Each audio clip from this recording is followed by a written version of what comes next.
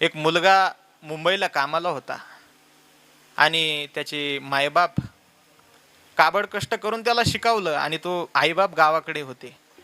आणि दुर्दैवानं त्याच्या आईला बीपीचा त्रास होता, ब्लड प्रेशरचा त्रास होता. तिच्या गोळ्या संपल्या आणि तिने पोराला फोन केला, पोरा, हे बाळू, अरे माझ्या गोळ्या संपल्या रे, तेवढ्या गोळ्या घेऊन ये. मग बाळू म्हटला, येतो आई, 2 दिवसांना येतो, सध्या मला सुट्टी नाही. मग 2 दिवसांनी परत फोन केला, आई तुला कळत नाही का, मी मीटिंग मध्ये येतो ना गोळ्या घेऊन. परंतु गोळ्या आणता आणता 8 दिवस उलगले. आईचा ब्लड प्रेशर वाढला, डोक्याच्या नसा फाटल्या आणि तिचा मृत्यू झाला. आणि ज्या दिवशी तिचा मृत्यू झाला तर तो पुत्र बीपीच्या गोळ्या घेऊन येत होता. बरोबर की नाही? काय आणून फायदा आता?